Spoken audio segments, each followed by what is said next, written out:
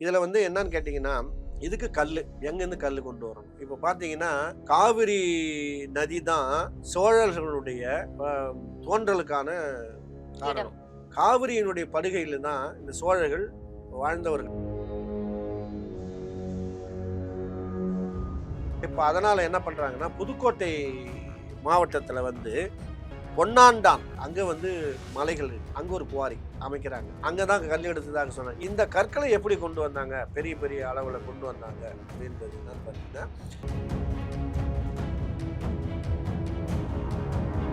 இந்த கற்களை இங்க கொண்டு வந்து இந்த தலைமை அந்த தச்சனாக இருந்தது யாருன்னு பார்த்தீங்கன்னா, குஞ்சர மல்லர். அவர் தான் இந்த கோயில கட்டுவதற்கான தலைமை சிற்பி அவர் தான்.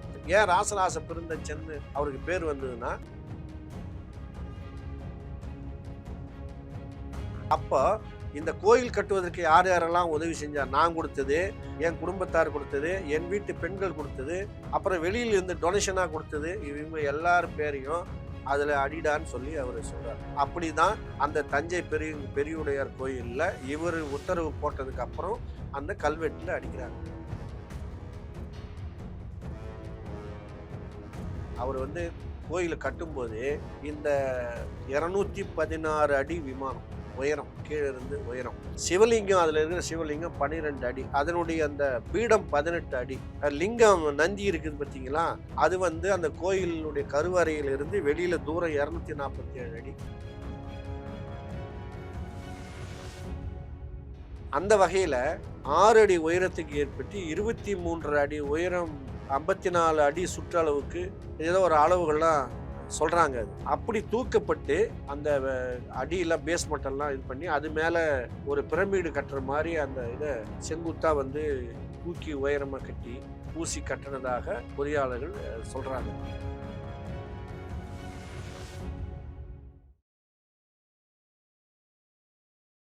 ஆச்சி மசாலா. எந்த சமையலும் ருசி தேடும் ரகசியம் 20 ரூபாய். கிங் டிவி நேயர்களுக்கு வணக்கம். இன்றைய சிறப்பு நிகழ்ச்சியில் நம்முடன் இணைந்திருக்கிறார் பத்திரிகையாளர் புகழேந்தி அவர்கள். வணக்கம் சார். வணக்கம்மா. எப்படி இருக்கீங்க சார்? நல்லா இருக்கம்மா. நீண்ட நெடும் காலமாச்சு நம்ம 2 பேரும் இல்லை, சந்திச்சு. இடையில கொஞ்சம் சில பணிகள், அந்த பணிகளால நம்ம சந்திக்க முடியாத போனது. இப்போ நாம என்ன பார்க்க போறோம் அப்படின்றத நீங்க அப்பொழுது வந்து முத்தரையர்கள் வந்து தஞ்சாவூர் பகுதியை ஆண்டுகிட்டு இருந்தாங்க. அவர்களிடத்திலிருந்து இந்த தஞ்சாவூரை மீட்க வேண்டும் என்று முதல்ல திட்டம் போட்டு அதை வந்து கனவு கண்டு இதை எப்படி தகுந்த நேரம் பார்த்திருந்தவர் விஜயாலய சோழன். சோழ வம்சத்துல வந்து விஜயாலய சோழன். அப்பொழுது அவருக்கு வந்து ஒரு 60-65 வயது இருக்கும். அந்த காலகட்டத்தில் முத்தையர்களோட போரிட்டு தஞ்சாவூரை அவர் தான் முதல்ல மீட்கிறார்.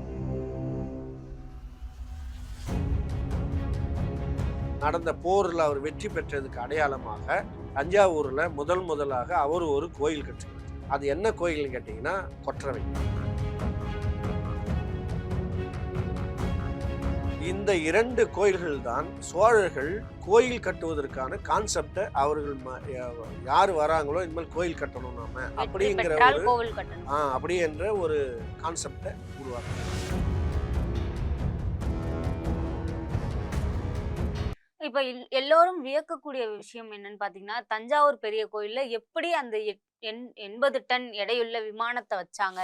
ஒரே கல்லால, ஒரே பாறையால செஞ்ச நந்தி எப்படி பண்ணாங்க? எல்லாமே பிரமிக்கக்கூடிய வகையில இருக்குல்ல சார். இதற்கான உண்மை பின்னணி என்ன? இப்போ இந்த கோயில் கட்டுவதற்கான முடிவு எடுத்த பிறகு ராஜராஜ சோழன் கோயில் கட்டணும்னு முடிஞ்சு அதுக்கு தேவையான பொருள்களை சேர்த்தாகிவிட்டது.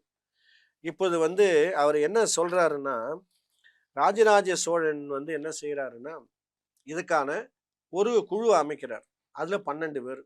அதுல வந்து தலைவர் வந்து ராஜராஜ சோழன். 2வது வந்து அதுக்கு வந்து ஒரு தலைமை சிற்பி ஒருத்தர் அவரு. அதுக்கப்புறம் அந்த மந்திரி, அதுக்கப்புறம் ஓதுவார்கள், இன்னும் இப்படி எல்லாம் சேர்த்து கடைசியாக ராஜேந்திர சோழன். இப்படி 12 பேரை ஒரு குழுவை அமைக்கிறார். அந்த குழு தான் இந்த கோயில் கட்டுவதற்கும் கோயில் நிர்வாகத்தை கவனிப்பதற்குமாக அவர் வந்து ஒரு உத்தரவு போடுறாரு. அதை வந்து பிற்காலத்தில் அந்த கோயில் கட்டின பிறகு கல்வெட்டில் ராஜராஜ சோழன் அடிக்கிறார்.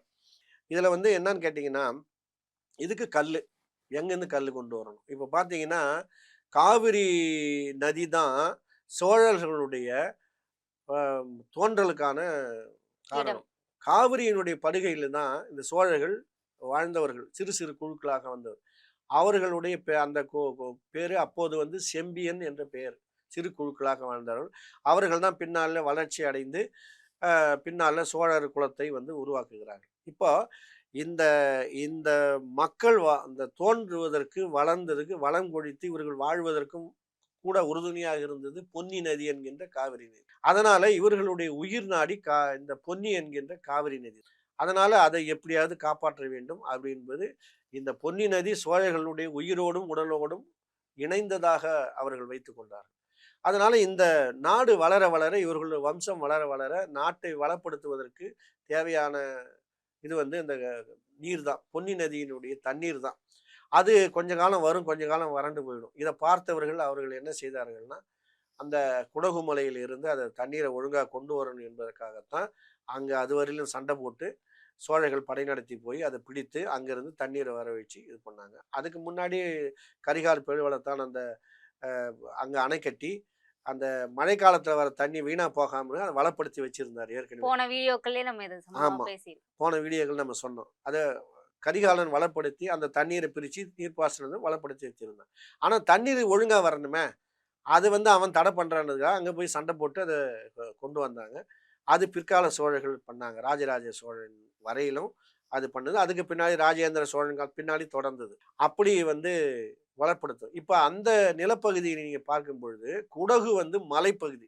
அந்த தண்ணீர் கீழே இறங்கி வருகின்ற பாய்ந்து வருகின்ற அந்த கர்நாடக பகுதியெல்லாம் பார்த்தீங்கன்னா பாறைகள் நிறைந்த பகுதி. எது வரையில்னா மேட்டூர் வரையிலும் வெறும் பாறைகள் தான், ஒரே கரண்டு முரடான பாறைகள். மேட்டூர் அணைக்கு இந்த பக்கம் பார்த்தீங்கன்னா ஒரே சமவெளி. இந்த சமவெளி தான் சோழர்கள் வந்து அந்த இதில் வச்சுருந்தாங்க. இப்போ இந்த சமவெளியில் பார்த்தீங்கன்னா தஞ்சாவூர்லேருந்து இந்த சமவெளி பகுதியில் நீங்கள் எங்கே பார்த்தீங்கன்னா ஒரு 50-60 கிலோமீட்டர்லேருந்து தஞ்சாவூரை சுற்றி எங்கேயுமே பாறைகள் கிடையாது, பூரா சமவெளி வயல் பகுதி. அங்கே வந்து எங்கே கல் எடுக்கிறது? இப்போ அதுதான் அவங்களுக்கு பிரச்சனை. இப்போ அதனால் என்ன பண்ணுறாங்கன்னா, புதுக்கோட்டை மாவட்டத்தில் வந்து ஒரு பகுதி இருக்கிறது. அந்த பகுதியில் வந்து பொன்னாண்டான் பொன்னாண்டான் ஒரு புதுக்கோட்டை மாவட்டத்தில் ஒரு பகுதி இருக்குது. அங்கே வந்து மலைகள் இருக்குது. அங்கே ஒரு குவாரி அமைக்கிறாங்க. அது வந்து கிரானைட், ஃபுல்லாக கிரானைட்.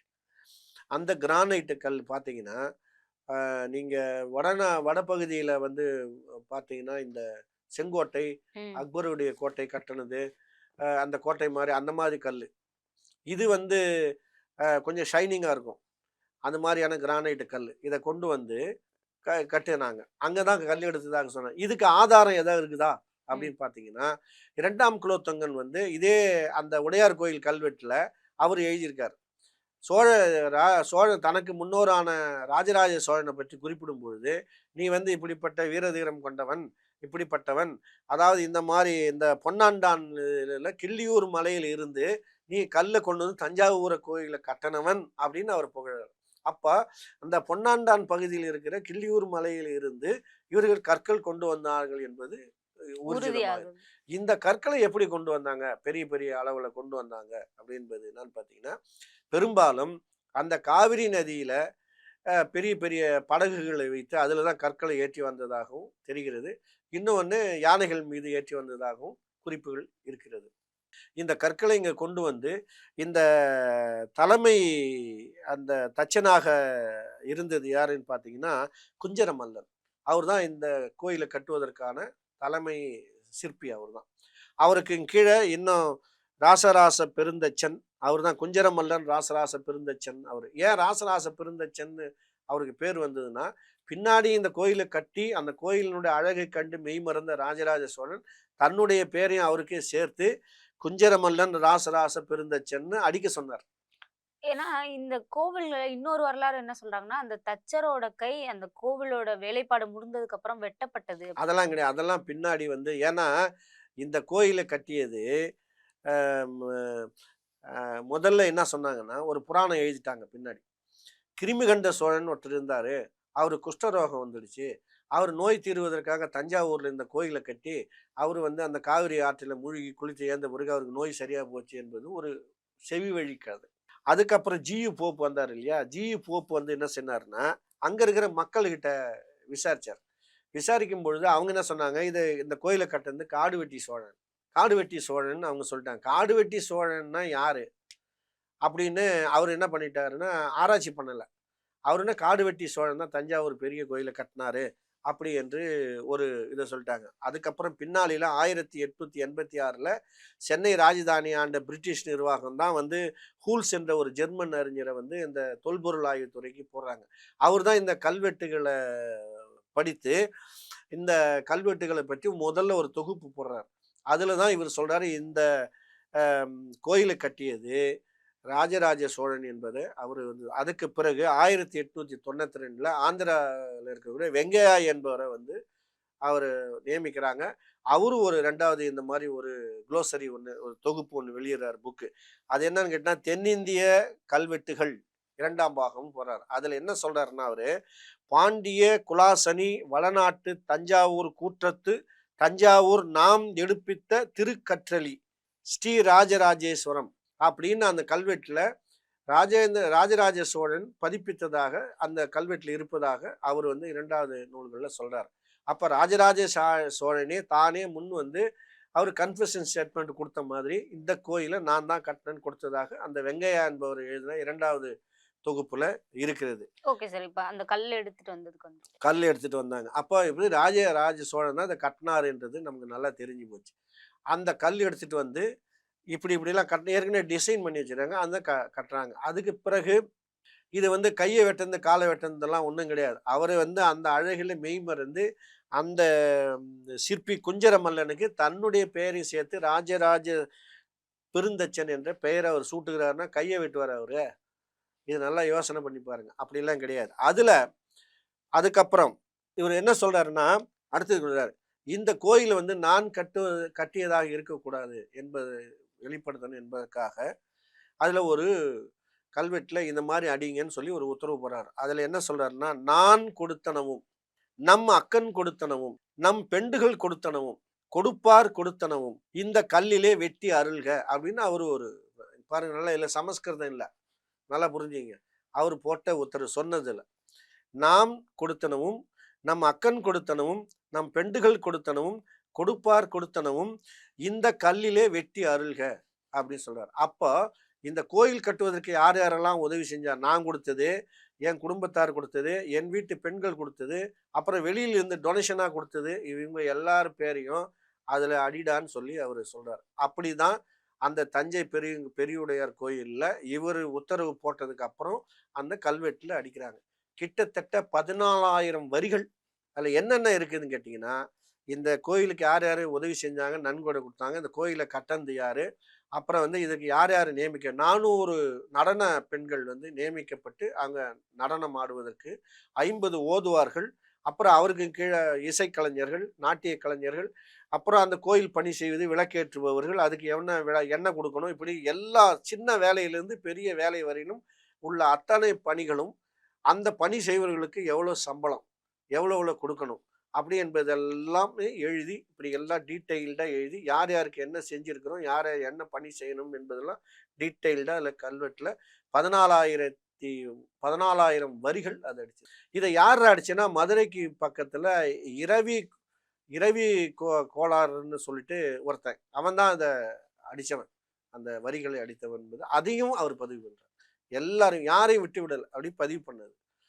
இப்போ இதுதான் அவருடைய அந்த தஞ்சை பெரிய கோயிலில் கட்டியது. இதுக்கு பிளான் போடும்போது என்ன பண்ணுறாங்கன்னா, நீங்கள் சொல்கிறீங்க வந்து இது என்னது சமஸ்கிருதம், அதில் சில பேர் சொல்கிறாங்க உள்ளே நுழைந்து விட்டதுன்னு. அதெல்லாம் கிடையாது. அவர் வந்து கோயிலை கட்டும்போது இந்த 216 அடி விமானம் உயரம், கீழே இருந்து உயரம், சிவலிங்கம், அதில் இருக்கிற சிவலிங்கம் 12 அடி, அதனுடைய அந்த பீடம் 18 அடி, லிங்கம் நந்தி இருக்குது பார்த்தீங்களா, அது வந்து அந்த கோயிலினுடைய கருவறையிலிருந்து வெளியில தூரம் 247 அடி. இதெல்லாம் நீங்க என்ன அடிப்படையில் இவங்க அளவு வச்சாங்கன்னு கேட்டீங்கன்னா, நம்முடைய தமிழ் எழுத்துக்கள், உயிர் எழுத்துக்கள் 12, மெய் எழுத்துக்கள் 18, இதையெல்லாம் பெருக்கணுங்கன்னா நீங்க வந்து 247 எழுத்து வருதுங்களா. இந்த அளவுகளை வைத்து தான் அதெல்லாம் அவர்